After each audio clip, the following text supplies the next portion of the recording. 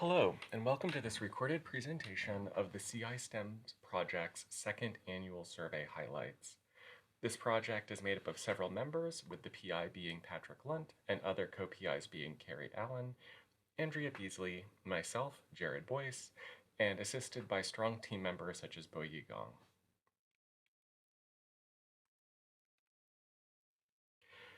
For those of you who may not be familiar with our project or our survey, I'd like to start by just reminding everyone that the three survey goals are to first, measure continuous quality improvement as enacted in California after-school sites. Two, measure STEAM programming as enacted by California after-school sites. And three, measure whether and how CQI is used to improve STEAM programming. Importantly, the survey does not evaluate any individual, any after-school site, or the California Department of Education Expanded Learning Division. Our second annual survey was launched in February 14th, 2023, and closed April 21st, also 2023. We used a new decentralized recruitment approach this year to reach more respondents. We used broad spectrum outreach in terms of trying to contact different after-school programming members across all levels of organizations versus last year where we specifically targeted grant managers as the initial point of contact. We used a variety of in-person outreach methods, such as the 2023 California After School Network Site Coordinator Symposium, and we used a snowball recruitment method, asking respondents to circulate the survey themselves. As you can see from the participant table below, we overall significantly increased our recruitment and participation in this survey relative to our first survey in 2022. The only responding group with a modest decrease was frontline staff, where we still had strong representation with approximately 340 respondents in that respondent group. As a general disclaimer to the survey, while the total number of respondents this year increased compared to last year, the total number of shared sites decreased. That is, more respondents in this year's survey were the sole respondent from that site.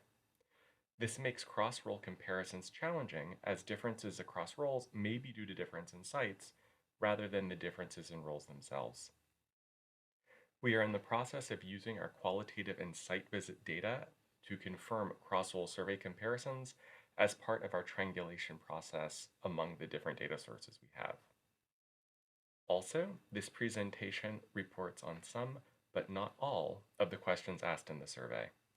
Full survey results, including a full list of questions for the 2023 survey, are posted on our project website, which you likely already know, which is how you are watching this recorded presentation. Without further ado, I will get into the survey highlights by starting with question number one, or rather research question number one, which is investigating the practice of continuous quality improvement in California after-school sites. As in 2022, grant managers and program directors, followed by site coordinators, reported the most knowledge of continuous quality improvement. In terms of how to read these tables, GM stands for grant manager, PD stands for program director, SC stands for site coordinator, ACES stands for ACES specialist, with ACES being an acronym for one of the more common funding mechanisms and grant opportunities within California, and FS stands for frontline staff. In terms of how to interpret these results, you can see a scale across the bottom of the screen where respondents answer on a Likert style scale from 1, not at all familiar, to 4, extremely familiar. As you can see from this table, the average results for a variety of terms and expectations around continuous quality improvement has higher average scores for grant managers and program directors than site coordinators, who are in turn have higher average scores of familiarity than ACES specialists and frontline staff. With respect to CQI training, many respondents across all roles reported never receiving any CQI training in their current position or being uncertain whether they received such training. Looking at the response table, you can see that while a majority of grant managers, program directors, site coordinators, and ACES specialists did say they received training at some point in time since starting working in their position, you'll also notice that there are still a significant number of no's and unsures. With respect to external sources of CQI information and learning, only grant managers and program directors reported significant external sources of CQI information and learning. Also, there is no consistent external source of CQI information across the respondents. You can see from this table that the most common sources of external CQI information and learning come from the California Department of Education or specifically the Expanded Learning Division or the California Afterschool Network. In terms of contributing to site-specific CQI plans, as we saw in the 2022 survey, the majority of grant managers, program directors, and site coordinators contributed to their programs or sites' CQI plan. Most ACES specialists and frontline staff did not. Moreover, as you can see from this pair of tables, approximately 64% of site coordinators reported contributing or writing to their program or site CQI plan. However, when asked, 90% of grant managers and 87% of program directors reported involving their site coordinators, which is a discrepancy. Similarly, if you look at frontline staff, only 30% of frontline staff reported writing or contributing to their program or site's CQI plan, and again, grant managers and program directors reported much higher rates of involving their frontline staff. So again, there's a discrepancy in terms of how people perceive that they are involving themselves, they are involved themselves, or they are involving others in their planning. In terms of perceptions of site CQI work underway, as in 2022, nearly half of frontline staff reported not knowing if their site was currently working through a CQI cycle. Significant numbers of other roles also reported uncertainty. Looking at this table, you can see that a sizable majority of grant managers, program directors, site coordinators, and ACES specialists did report that their site was going through a CQI cycle. However, there is still more than 10% of each of those respondent groups that are uncertain whether or not their site is currently undergoing a CQI cycle.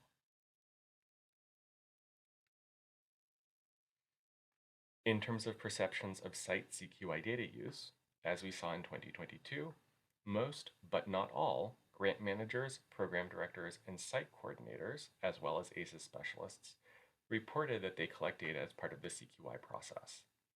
Similarly to the uncertainty in the prior question, around half of frontline staff were uncertain whether or not their sites used CQI data in their process. Following up on this theme, even though most respondents report collecting data as part of the CQI process, they do not report strong agreement with easy access to those data. If you look at this table, you can see on row 2 the prompt, I have easy access to data about our CQI work, and the third row, other people at my program or site have easy access to data about our CQI work. The averages range between 2.5, which would be the midpoint between agreeing and disagreeing at all, and 3.0, which is only somewhat agree on our 4-point scale, as you can see at the bottom of the slide.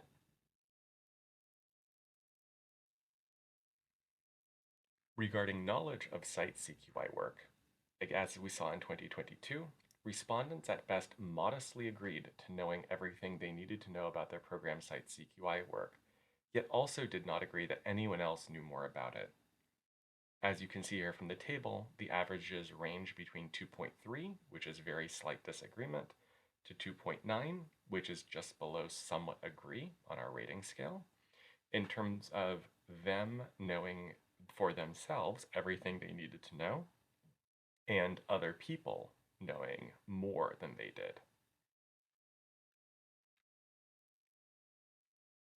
In terms of the perceived impact of CQI, all responding groups somewhat agreed or more to positive impacts of CQI on their work, yet somewhat less so than in 2022.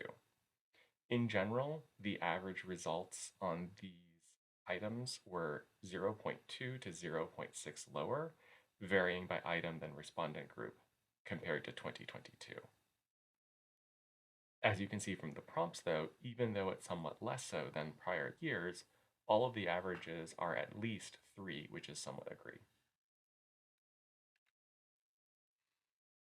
Summarizing some of the CQI highlights that we spoke about thus far, as in 2022 and as confirmed by our site visits through our triangulation process, CQI knowledge and practices exist most frequently with grantee level staff, that is, grant managers and program directors, and with site coordinators.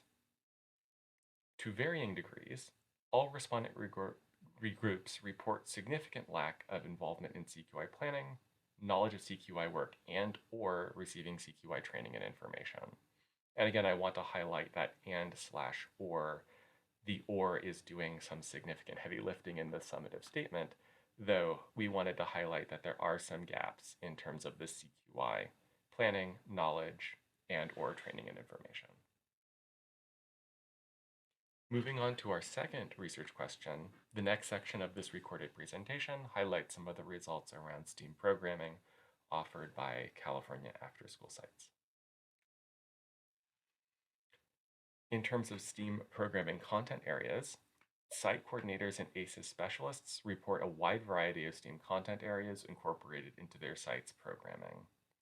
As you can see from this list, a majority of site coordinators and ACES specialists report mathematics being part of their site's STEAM programming and visual arts being a part of their site's STEAM programming, as well as a variety of other science and engineering options. Again, this survey highlights only some of the answer options. You can find a full list of options and respondent answers on our project site.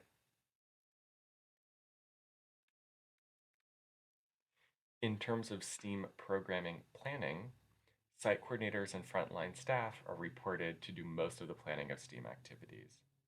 As you can see from this table, almost all respondent groups, with the exception of ACES specialists, have at least half of respondents reporting that site coordinators and frontline staff plan STEAM activities for youth at their after-school programs and sites.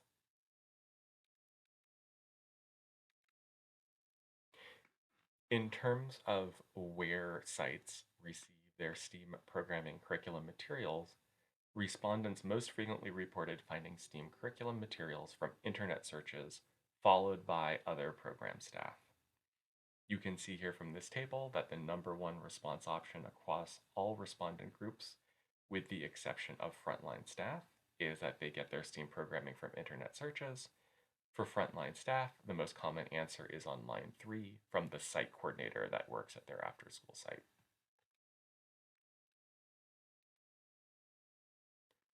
In terms of youth participation in STEAM activities, site coordinators and ACES specialists report that on average, 2/3 of students participate in STEAM activities.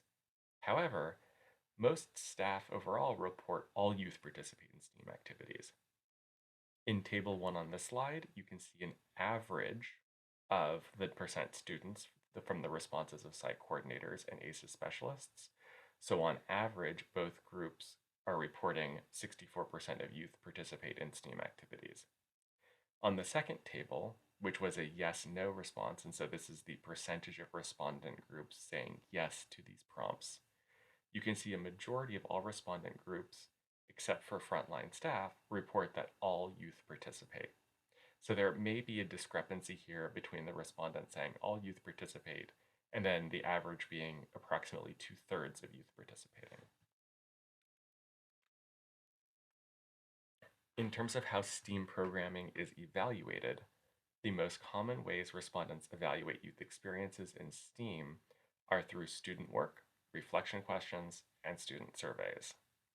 In terms of the other option, there was an open-ended response option that people could complete, and the most frequent responses were NA, which we interpret to be not applicable, saying that they do not evaluate youth experiences with STEAM activities, don't know, or something that is observational in nature. So for example, smiling faces of kids was one specific response option.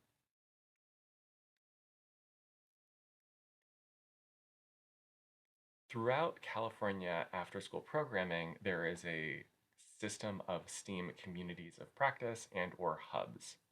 We asked respondents to report whether or not their programs or sites participate in STEAM communities of practice or hubs. Many respondents reported not knowing, and most respondents reported either not knowing or no. If you look at the top row of this table, you can see that relatively few respondents said yes, and then later rows of the table give a variety of no or not sure options.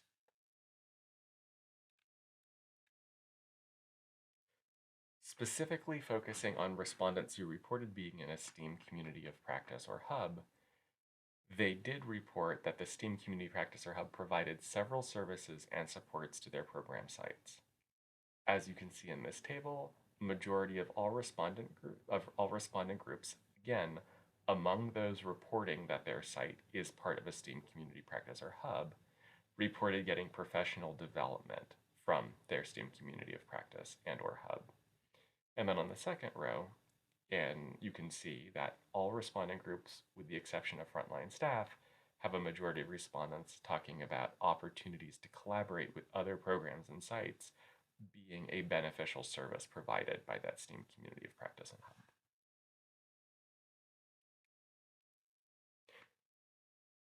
Again, focusing on respondents who reported being in a STEAM community of practice or hub, respondents overall reported significant positive impacts from the STEAM community of practice or hub. Looking at the response options, you can see that all averages across all respondent groups are at least 3.0, with a variety of options over 3.5, which would indicate generally strong agreement on average.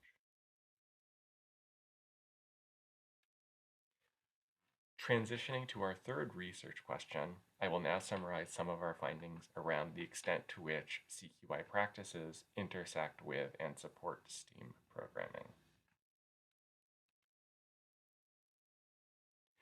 First, with respect to how often CQI and STEAM programming intersect, as we saw in our last survey, most respondents reported not conducting CQI cycles on STEAM programming or not being sure whether or not they had done so.